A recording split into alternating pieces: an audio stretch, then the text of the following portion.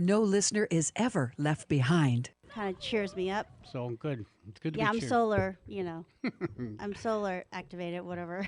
So anyway, we have a fun show today. I always say that, but this is a real good show. For those of you who are into making your own pizzas, you have a pizza oven at home, or even in your regular oven, Or pasta. or pasta, Mm-hmm. or anything Italian. Having been to Italian, the food there is so much. Hate to say it, but it really stands out. The vegetables, the fruit, and especially the pizzas. So this whole show is all about pizzas, and with us is Fred Mortati, who is from Orlando Foods, and he'll be talking to us about everything you want to know about pizzas and what flours you use and why you should use it, and tomatoes and all his stuff that he's a distributor of Italian foods And cheeses. everything, And tomatoes. olive oil, Yeah, all good stuff. Olives. Yum. So if you want to know more about it, you have to listen. So Yep. he'll be on in about 10 minutes. So anyway, let's get a couple of commercials out of the way. One is All Magic Paint and Body. This is a great company that unfortunately I had to go to, or fortunately actually. My car got rear-ended, and I've known them for many years, and they've been in business for over 30 years. Family owned and operated. They have state-of-the-art equipment, tools to ensure optimum results. They use the latest technology and computerized color matching. Excuse me. Specialize in frame repair with their modern laser measuring system, and they're OEM certified. And best of all, everything is guaranteed for life. So whatever you do, as long as the original work that they do it's still intact, if there's anything wrong with it, they'll cover it and fix it for you. So you really can't beat it. The other nice thing about them is if you need a rental car, they'll provide the service where the rental car comes to you, and so you just take off with the rental car, and then when you're ready to get to your car, you bring it back to there, and guess what? Just drop it off there, and the rental car will come and pick it up. So, excuse me, that's a really nice feature about them. So All Magic Auto Paint and Body Collision Centers are located in Norco, Eastvale, Moreno Valley, and in Fontana. And you can visit them at allmagicauto.com. That's allmagicauto.com. And I highly recommend. They do great work. The other thing, too, is they really keep you on top of it. They give you emails, or they'll call you and let you know what's going on. They'll text you with all the information. So if they order a part and it hasn't come in, it's going to be wild. They'll let you know about that. But it's nice to know what's going on instead of being left in the dark, which Izzy, a couple times she's been there doing that kind of stuff. And that's what happens, unfortunately, with a lot of them. So, right? Not Right. with them, but Not with them, but others. Yeah, not yeah, with them. So. exactly.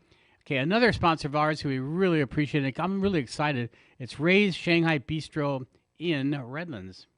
Now they're going to be they're going to be moving. I had too much pizza last night too. They're going to be moving to a new site. It should be around the 8th, so it should be by next week. And Izzy, why don't you talk to them a little about that? Yeah, they're currently located next to the Redlands DMV on Lagonia in Redlands before the move, and they offer the largest, most delicious and array of traditional and original Chinese dishes available in the Inland Empire.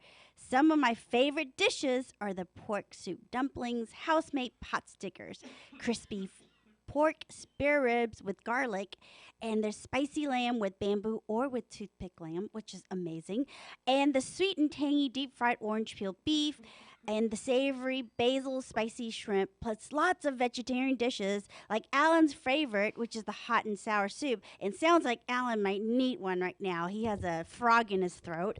The hot and sour soup totally would help him. Whether you dine in or pick up the food or have them cater your next party or special occasion, you will see why Ray's, RUI', is truly the best Chinese restaurant in the Inland Empire. Their website is rayshanghai.bistro.net. It's spelled RUIS, Shanghai, SHANGHAI, Bistro, BISTRO.net. That's rayshanghai.bistro.net. Okay, I'll try to go through this. I think I'm coming down with a cold, but Uh-oh. I know. Stay away from me. But I don't think it's COVID. It's not COVID. I know that. So. Okay, we Anyway. don't know yet that. No, it's not. Tobias Maynard, he's my dentist, and I'm really excited about him because, for one thing, he talks to you, not down to you. He's very, very caring about your teeth. It's if he doesn't have to pull it, he's not going to. He doesn't have to do anything to it. He won't. He does cosmetic, holistic, family dentistry. and everything he does is unbelievable and friendly staff. They're really, really nice, and they're on top of things. And I just highly recommend them. So if you need a good dentist, again, it's Tobias Maynard DDS. The website is 909-792. I'm sorry, the phone number 909-792-1775. That's 909-792-1775. Or you can go to the website pearlywhitesdds.com. That's Pearly, Pearly, Whites, WHITES, DDS.com.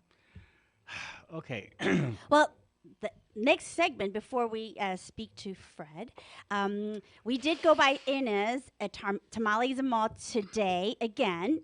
Inez Tamales and More, which is in Redlands, and we picked up Joel, our engineer. He wasn't here last week, so he missed out the whole tamale thing. So he actually got to taste the cheese and jalapeno tamales. Joe, what did you think of them? Get on the air. No, come on, get on the air. What do you think about them? What do you like about them best, and what do you think about them overall? Oh, very good. Loads of cheese in it. That's what I like. How about the masa? Wasn't it airy and fluffy? The what? The masa, The tamale. tamale. Oh, yeah, it was great. He was licking his fingers and gave me 2 thumbs up earlier. And he ate 3 of them at one time. Yes. I can't even eat 3, so.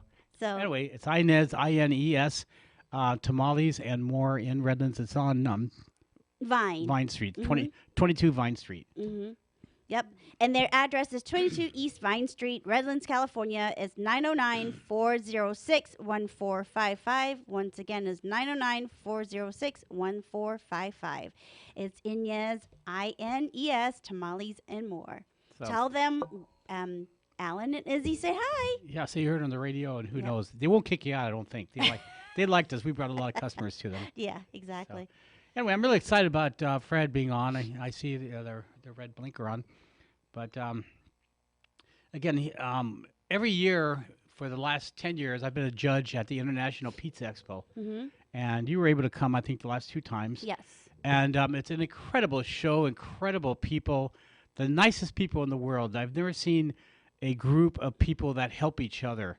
Unlike other chefs, they want to make it. Tony, who You mean started the the whole thing. Pizziolas? Pizziolas, when I Yeah. say chefs, chefs chefs, Pizziolas. yeah. They really care about their art. It's an art. It's a piece of art, and they take it very seriously. Yet they're not serious enough not to help each other, and that's one thing. I mean, it's very competitive in the competition, but they'll help each other out.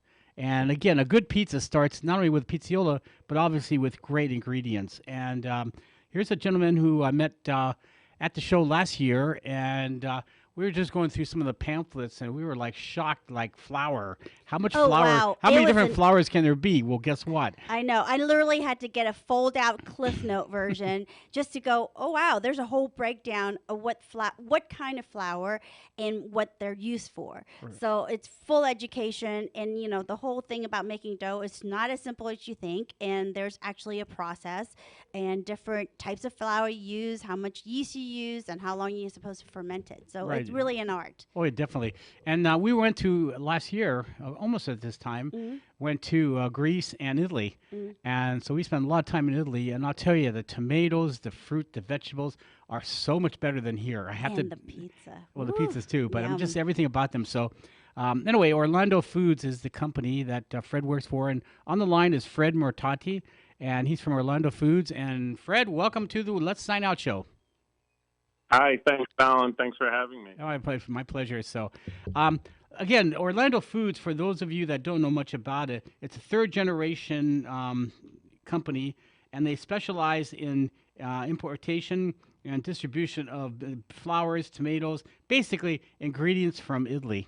And almost every pizziola out there uses their flours and a lot of their ingredients. So I thought, a lot of people out there, it's incredible how many pizza ovens are out there. 2-3 years ago there was like 1 or 2. Now there's probably 8 or 9 or 10 or 100 of them. I mean, all kinds. And you can make restaurant quality pizzas at home under 2 minutes, and that's what it's all about. And so that's why we have Fred on. So Fred, let's talk a little bit about flour first, and let's talk about your company first, and then get right into the flowers.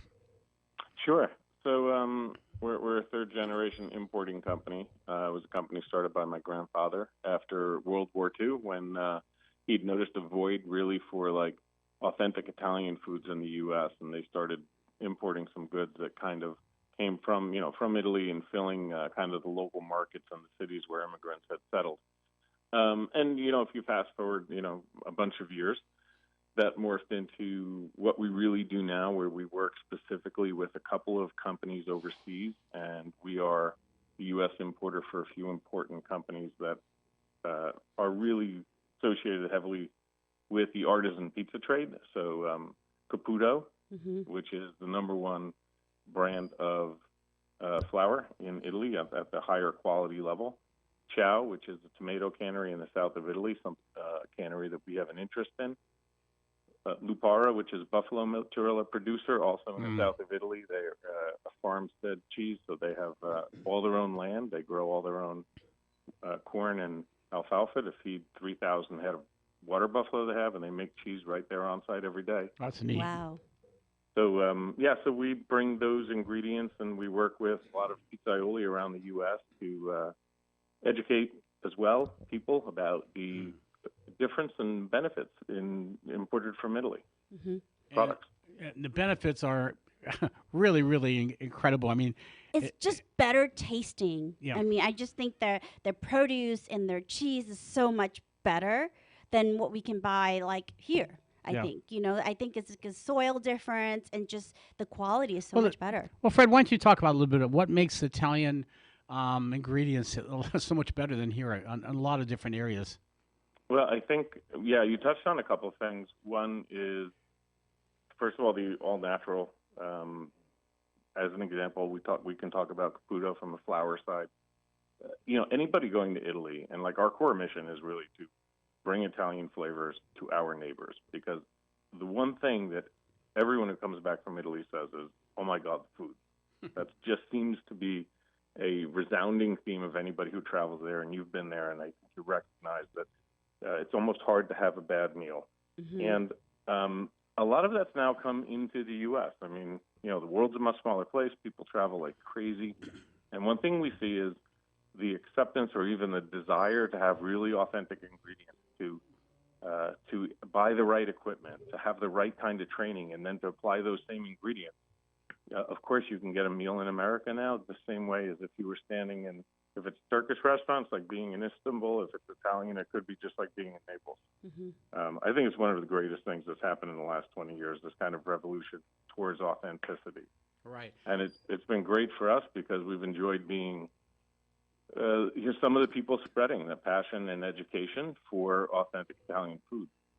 No, definitely. I mean, every PCO that I've talked to, anybody in the profession, your company comes up there. I mean, everyone thinks very highly of you and your company and the products. And I'm telling you, I mean, you've seen it. The pride the people have in their foods and their products are amazing. And I wish every cuisine, every chef out there had the pride like with this group of people here. And it's a very special group. I mean, I've been, being a judge in between eating and tasting everything. I was walking around, and the one that really got me was there was a gentleman who's one of the products that he got, it didn't turn out. He brought it over from, I want to say Alabama or somewhere, and it didn't turn out. And the guy next to him, his competitor who he's going against, said, "Here, take some of mine." And I was like, wow. I mean, that's the way it is. I mean, everyone hugs each other, and they mean it. It's not this phoniness. And I mean, I'm sure you see that too. It's a very special group of people. It's been a great industry to be in for these years, for my 30-year career, and I have to tell you, there's so much velocity in the industry now, and I think some of these things you were mentioning about the camaraderie is one of the reasons that a lot of people want to come into it. A lot of people do want to work in food because doing things that they love, and they've realized that there's a lot of demand for really high-quality food. One of the things that you're mentioning that really is true, and it's hard for outsiders unless you've really seen it, the pizzaioli in the industry, these could be the guys who actually start and own multiple restaurants, or they could be people that strictly are the, high-end, pizza maker within the location, they give each other a tremendous amount of support. You'd be shocked what a small world it is. Many of them keep in contact with each other inside these large groups.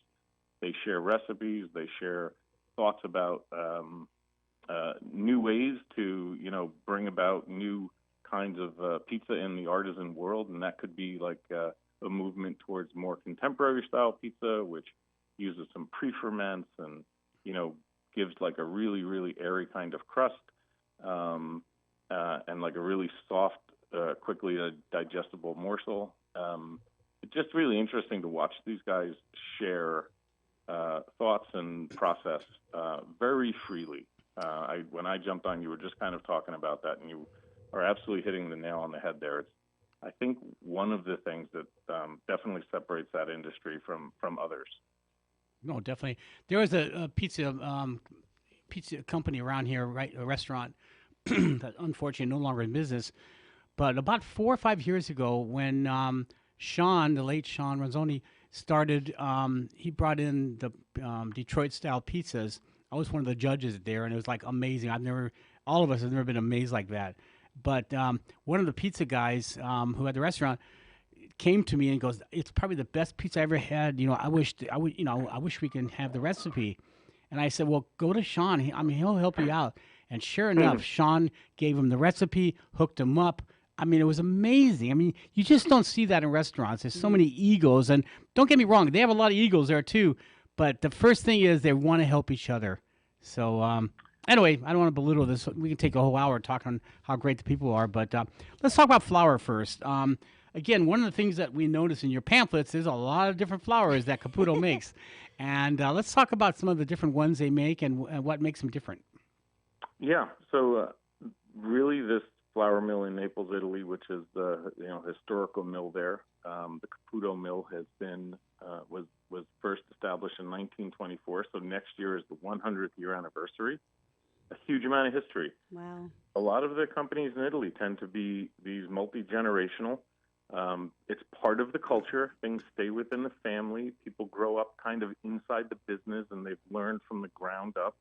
So Caputo has many, many advantages versus some other millers because the depth of their story. They have a history of 100 years of knowing all the various wheat growing regions, when is the right time to buy wheat in what kind of situations to find the very best qualities. So they buy wheat all throughout Europe. They don't only buy wheat in Italy. And I think the biggest advantage they have is that they use about 8 varieties of wheat, regardless of the flour that they're making. And you'd mentioned something important, concept that depending on what you're making, you may not use exactly the same kind of flour. So at Caputo, their motto is a flour for every purpose. We design and create a flour that uses the same kinds of wheat, but in different percentages in every bag to give a very specific kind of performance. Mm-hmm. So if I'm making Neapolitan pizza, as an example, I want a flour that has strong gluten, but I need it to be very elastic so that the pie opens up really easily under stretching, that the dough remains soft and silky, mm-hmm. that it has a certain level of water absorption, and that it cooks in 60 to 90 seconds.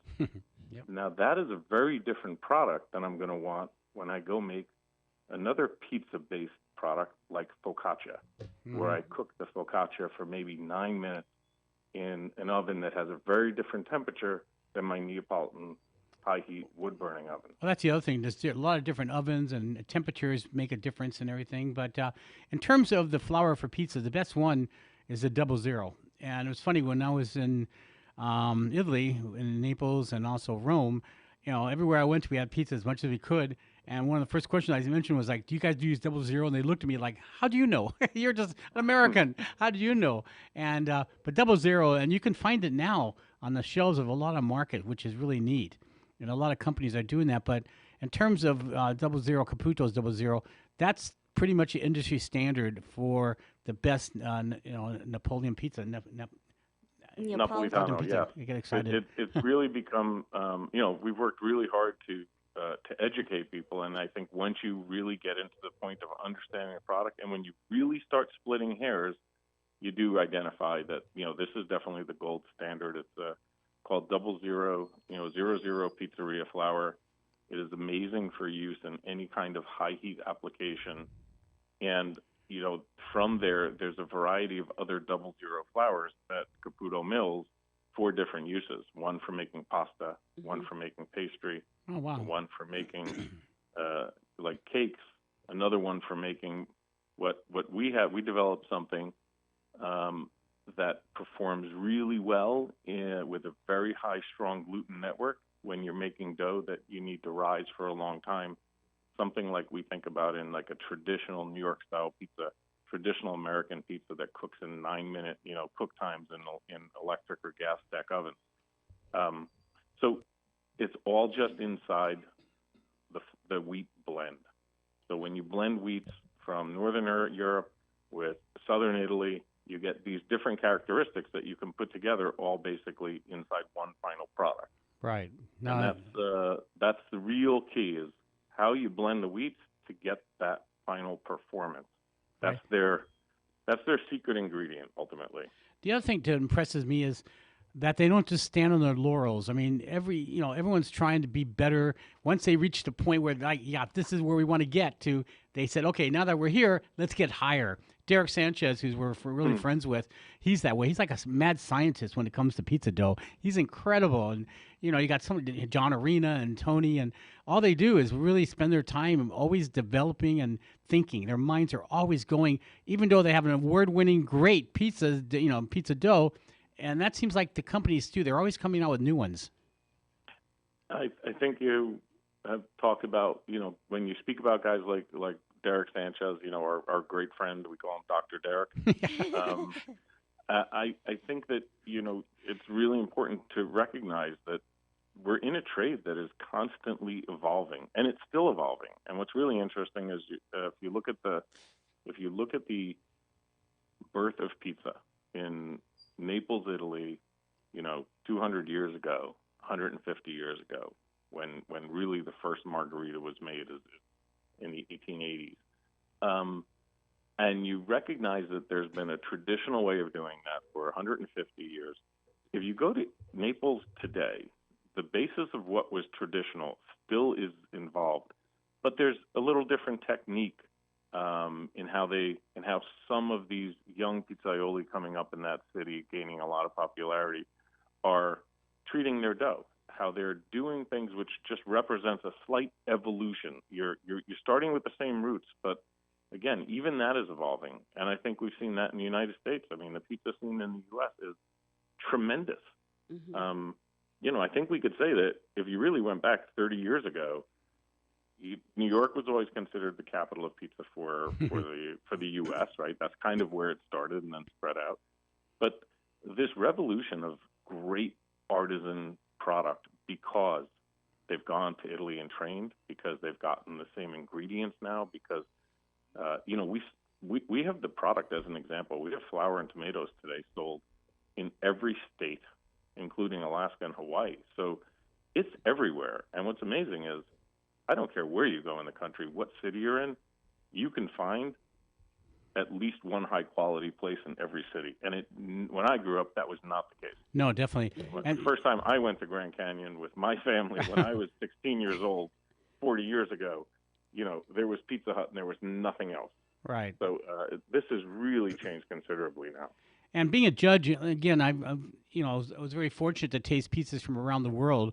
I mean, we're talking Spain, Japan, Austria, Australia. I mean, literally everywhere. Dubai, there was a chef one time who came out, and actually he won, Ali, here in Studio City. And but it's amazing. And like the one from Japan, they use fish cakes, they use nori, they use stuff that normally you don't find on traditional pizzas, but it was excellent. Ali, who actually won, Ali, he made one with chicken tikka. It had an Indian influence, and that just blew everybody away. It was like fantastic. So, but yeah, 00 for those of you that have pizza ovens at home or just your regular oven, you want to try making it, highly recommend it. And let's give your website out first. It's orlandofoods.com. It is. Okay. And for consumers, the easiest place to find Caputo flour or Chow tomatoes, quite honestly, is straight up on Amazon. There's an authorized reseller on Amazon of our goods. We are primarily a company that sells to the restaurant distributors around the country. Those are our customers. We bring the goods from Italy.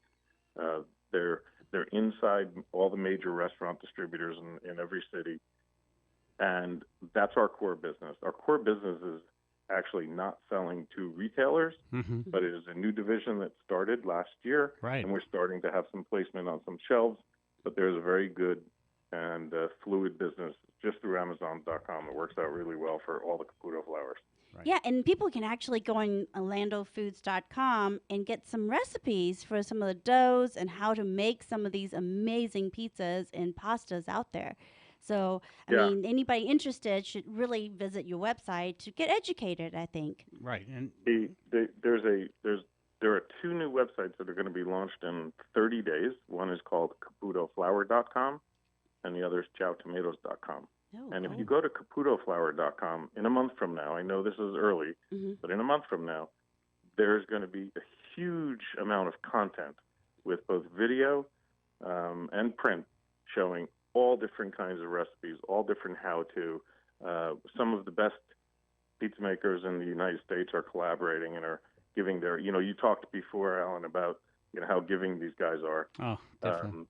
They're happy to share and become part of it and to, share their recipes, whether it's, like I said, whether it's, we print it and we give the information, or whether it's a video, a tutorial of how to do it at home. So Right. We're real excited about that. It's going to make everyone's life easier if you're making, pizza or bread at home. Right. You're listening to the Let's Sign Out show right here on AM 1050 AM and Express 106.5 FM, the stations that leave no listeners behind. And with us is Fred Mortati, who is from Orlando Foods, and again, orlandofoods.com. And if you're into Italian food, and especially making Italian dishes, pizza, and also anything with tomatoes and stuff, which we'll get into right now, it's definitely the place to go to. And again, go online and we'll let you know when the website's up.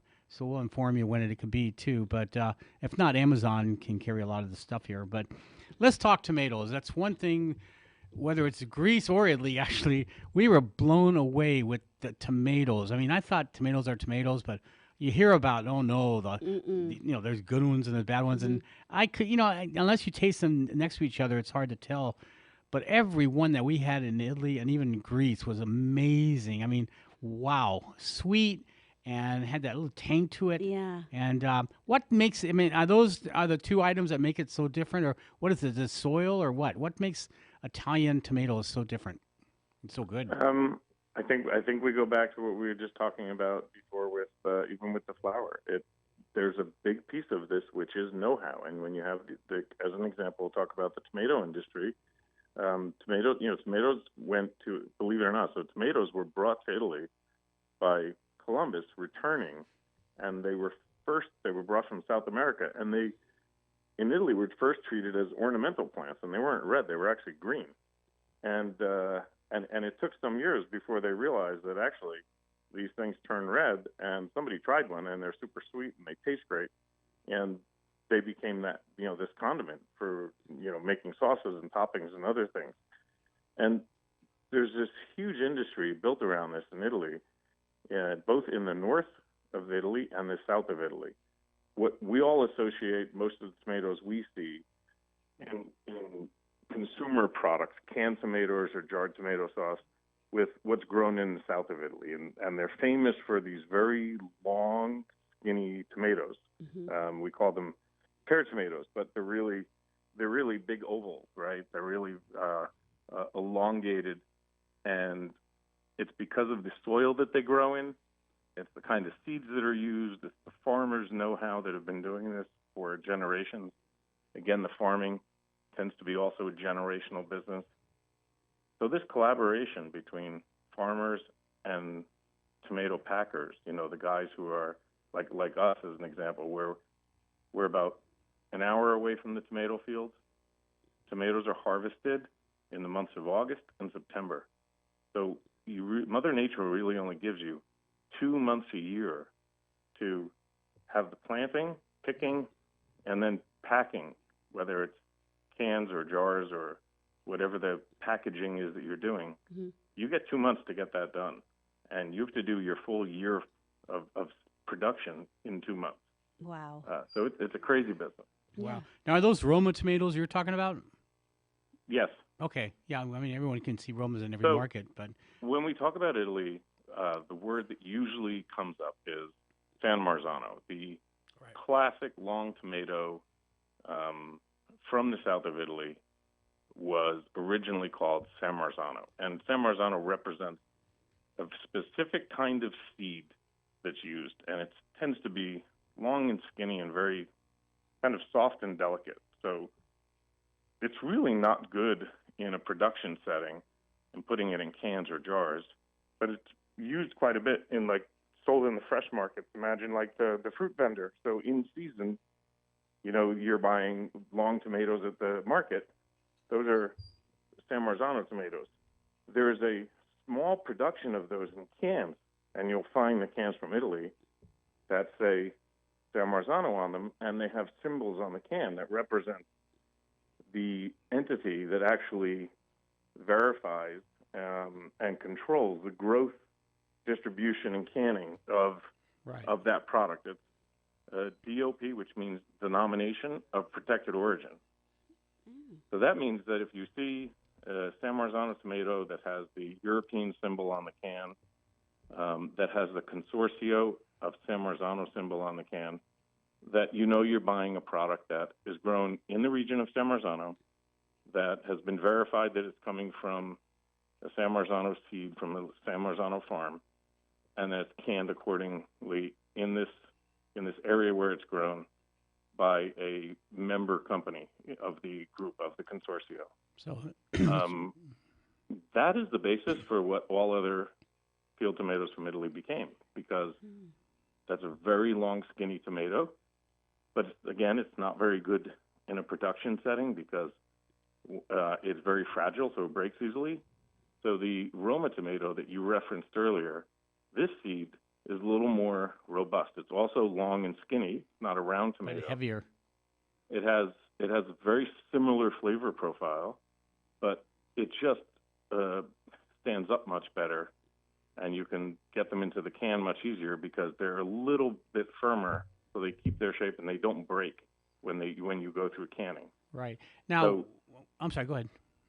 So that represents, the numbers are staggering. So 99.5% of all the tomatoes that are canned in Italy are this Roma variety, and only 0.5% are what I mentioned, the denomination of protected origin, authentic, real San Marzano. In the U.S., that word gets used. We don't have a standard of identity for San Marzano in the U.S., so there are people in the U.S. that use it the wrong way. Right. And it does tend to get mislabeled sometimes. Again, in the U.S., we don't have a standard of identity. Right. But what people really refer to as the San Marzano style is what we call the traditional Italian tomato. Right. Now, you also mentioned, we were talking a while back about tomatoes. You know, cooking tomato sauce can take all day, and you're saying that's the worst thing you could do with tomatoes is cook it all day because it kills it. And let's talk about that a little bit because that was really interesting. I never read that anywhere. Well, I think that so let's think about a lot of recipes are developed by people who are having their own trial and error, and you're dealing with the products you have at the time. So if I look back and I look at my grandmother's recipe for making tomato sauce, it's a little bit different than what I would do today. And one of the reasons is that when my grandmother made tomato sauce, the tomatoes were generally canned with a super, super light tomato juice inside the can, meaning the whole tomatoes go in the can, and then there was a packing medium, which was basically it's like a red water. It was almost water texture, but it was just the tomato juice. It was literally tomatoes get crushed, they get heated to the point of killing any bacteria, and that liquid, like a very light tomato juice, goes in the can. So if I'm going to crush up my tomatoes and make sauce, I'm going to have to boil that water off for a long time. It took a long time to make sauce. The way that we can tomatoes today is we actually put a much heavier tomato juice where we take a lot of water out at the factory because we have modern technology that allows us to eliminate the water without turning the tomatoes into a pasty tasting item. Like, we can get tomato juice that really has this fresh, beautiful juice flavor with a lot of tomato solid and a lot of the water taken out. Mm-hmm. So now when I crush the tomatoes and mix it and mix up that whole can, so tomato juice or tomato puree and tomatoes, and I put it on the stove, I don't need to cook it for 3 hours. My sauce is going to be done in 45 minutes, Wow. Okay. maybe in an hour. Depending on certain sauces, it could be just takes 20 minutes. So it's really easy to get something done quickly. Yeah, low and slow isn't always the best, especially with tomatoes. Like I said, they're somewhat delicate too. So, but the ones we tasted, you were nice enough to send some samples. They were amazing. I mean, it's like, oh my goodness. I've tasted them on pizzas and stuff, but it's the first time I ever tasted right out of the can. And for sure, we're going to be doing, buying those again. Mm-hmm. And Definitely. And again, for those that want to know more about recipes and everything, go to Orlando, Orlando, foods.com, and they have all kinds of information there. And either Fred or his wonderful wife, Alexandra, will get back to you if you have a question or something. Very friendly, but it's a lot of great stuff there. And let's talk another great item that you distribute is olive oil. Now, there's a million things to know about olives, and let's talk about the olive oils that you can carry. Yeah, we work with one of the larger producers in Italy, a company called Olitalia. It's a historical family, Cremonini family, which is really steeped in tradition in Italy and have had a variety of businesses. And one of their companies, Olitalia, is an olive oil company. They do two things. Basically, they're an olive oil factory, and as well, they've developed a really interesting frying oil called Frienne, which we're also importing now because it is a really, really unique oil for frying. And any restaurant that you go to, even if you're just at home, a lot of people do this at their house where they're sauteing or frying in the home. And this company is really forward thinking because they actually went to the University of Bologna, which is a region that their factory is near.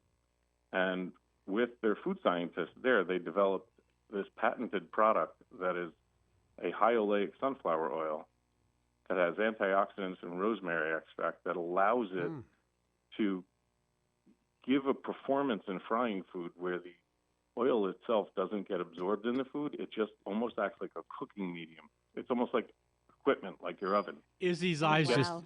just opened up. Yeah, it does the cooking without impacting the product, and it makes the fried food that's done with it is super, super light in color, very crispy, not oily, and it has a very long shelf life. So it's really interesting product they developed because it allows someone to say, we don't really study like why a good frying oil, what makes a good one, and Olitalia did that. They spent a lot of time and money in research and development to identify what's the characteristic that you want. It's just one of the things that makes them special. They have really wonderful extra virgin olive oils. In the United States, that's really in the last 20 years become commonplace. You can now, fortunately, you can pretty much find that in everybody's home kitchen. Mm-hmm. Oh, definitely. Is that oil that you talked about, is that going to be available for people to buy? Yeah, as well, the Frienne is, as well as the extra virgin olive oil that we import from Olitalia. Great. Those are both going to be up on the new websites very soon. Okay. And now you have a website. Go ahead. And you'll see, I believe, Alan, you mentioned you're going to come to Pizza Expo. Oh, yeah. At the end of the month. Again, it's a industry trade show, but it is really interesting when you do see some of you mentioned like how the industry evolves. You see these new products. We're always trying to work all on the time different things with chefs overseas. Just what's what's new and interesting, and seeing that at the trade shows is a great place to become acquainted with it. And you feel like family there. I mean, I'm not in the industry, but I feel like I am. I mean, Izzy and I have been accepted to everybody. I mean, from Tony to Derek to everybody, and it's just the nicest feeling. It's like family. I mean, really close family, and that's what I really like about it. But real quick, I wanted to ask you too. You have in terms of exporting and the state of the world. I know with rising costs, inflation, the war in Ukraine. I mean, there's so many things going on. Energy problems. What kind of issues is that causing you, or is it a problem? Well, I'm happy to say that we are, for the first time in 3 years, we are on the right side of things.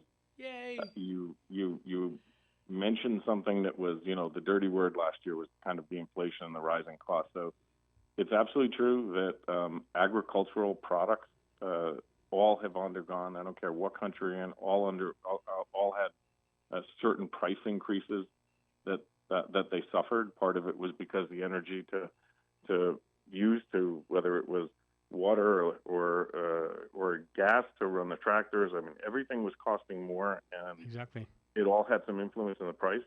From our standpoint, everybody read about in the U.S. all the problems with the steamship companies that carry goods to the U.S. Right. They had all raised their prices significantly because there was huge amount of demand and there were only so many vessels. So that caused a really unusual market where the steamship companies were able to vastly raise their prices. Some of the crazy things, just to put it in perspective, when COVID was raging, a container from China to America used to cost $1,500 pre-COVID, and during COVID it got as high as $20,000. So Wow. that kind of insanity was all driving some of the inflation we saw. And now we're finally seeing the opposite. We're seeing that start to correct. We're seeing the transportation pricing dropping. The relative supply of goods is extremely stable. Supply chain is really stable. We were really fortunate because I think during COVID was a time where people experimented a lot more in their homes with making bread, Right. with making pizza in the backyard. It brought a lot of attention. And then when they could go out, a lot of them went to those kinds of places. A lot of people did, because I know that pizza business in general, Italian food in general, did really well. So we actually shipped more goods and had a supply chain to do that during COVID than we did before COVID. Mm-hmm. And we see that continuing. That's great. This artisan pizza trend is really just at the beginning. And I think one of the fun things that you mentioned is the home ovens. There's no shortage of like companies like Uni or Gosney. Yeah. Guzni and these other companies that offer, really, small, not too expensive opportunities to host a party in your backyard and do it yourself. It does. And, There's a learning curve to it. I mean, you can ask Izzy. If she worked at a pizza place, she'd make 2 pizzas a day, and that's it. I mean, she's kind of, not gonna say nicely, anal a little bit. Everything's got to be, everything's got to be measured. It's got to be perfectly round.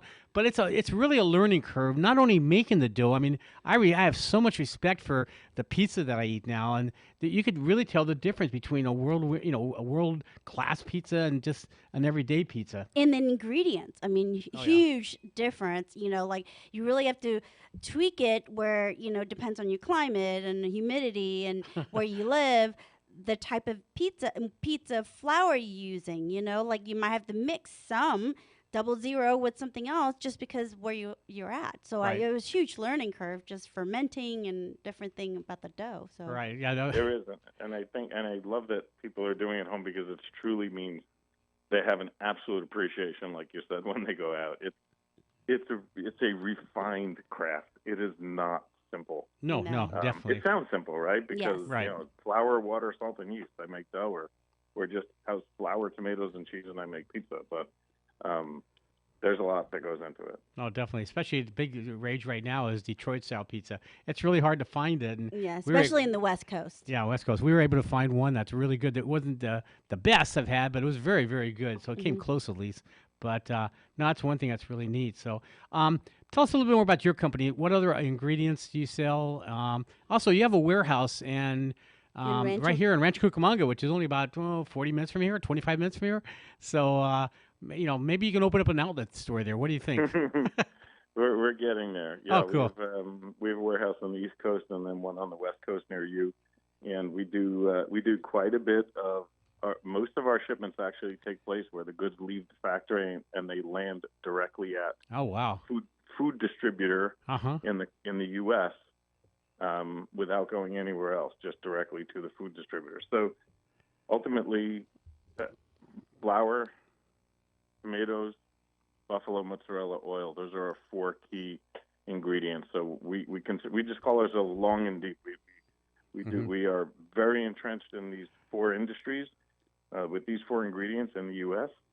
And we know quite a bit about those markets, those industries, those companies, and we spend all our time just trying to educate people in the U.S., chefs and soon-to-be consumers through the web with information, just authentic recipes, contact with different pizza makers, different chefs, and show technique and explain the whys and wherewithals for reasons of using these products and how they're actually different. Mm-hmm.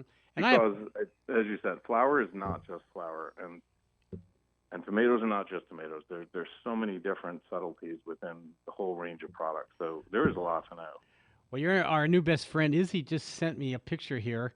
Frozen smoked buffalo mozzarella. Oh, we were just talking last night about getting like Stilton cheese. We're learning about Stilton cheese. There's only like 4 companies that do it. But it was like, great. We love smoked. I mean, I've got about 6 smokers at home and everything. But yeah, to have frozen smoked buffalo, oh my goodness. So is that going to be available? On Amazon. That will also be available. Oh, It's man. a really unique product. Awesome. Are you going to have samples of that by any chance at the Pizza Expo? Yeah, you'll get to try it there. Oh, cool. Oh, can't wait. We're afraid we're not going to. My record is 90 pizzas in 2.5 days. That was my all-time record. But, I mean, some of them just, you can see the difference and everything. But another thing that excites me is I'm seeing more and more women come into this profession because obviously it started more of a man type of thing. But now you've got some incredible, Laura Meyer, you've got some incredible people coming up that have that spunk in them. They have that. They love it, and they just want to learn, and that's a really neat thing, too. And companies like yours, I really admire because, A, you don't have a million different things like Cisco does, and it's hard to pick, when you have that many, and you just get the best of the best, and you just work on that. And you do a lot, too, in terms of giving products away for charities, for charity events, for just people want to experiment and stuff. And I have to give you a lot of praise for that because it's not just about money. It's keeping people excited, and that's how they use your product too. So it's a double-edged thing, but you're helping people too. And a lot of companies, I don't know if they do that. I know they complain a lot about money and everything, but I really appreciate what you guys do. Thank you very much. We're really proud of 2 real big initiatives. One, like you said, is supporting and encouraging women in the industry. One of our marketing director is very involved in a charitable organization called Women in Pizza. Mm-hmm. We promote that heavily. We really think that seeing this crop of young women that have entered is encouraging. It's exciting. It's new blood. It's diversification. There's all these great things, and women. How many Italian restaurants are named after a woman, but they're run by men? Right, exactly. And so, now we're finally starting to see that change. It is great because again, just new blood and new people in the industry ever evolving. So we think that that's like just an amazing cause. And we've got some people in our organization really believe in it. It's put a lot of time and energy into promoting that and helping women have a voice. And as far as the charitable stuff goes, we're really all about just trying to educate. If people get educated, it's great for our industry, right? Because everybody starts making better products. Mm-hmm. And the more that pizza quality, that artisan quality, that authentic foods grow in the U.S., I think is better for our consumers. It means they're eating more balanced diets. They're having better for you foods. Right. I will tell you that pizza can be good for you. Mm-hmm.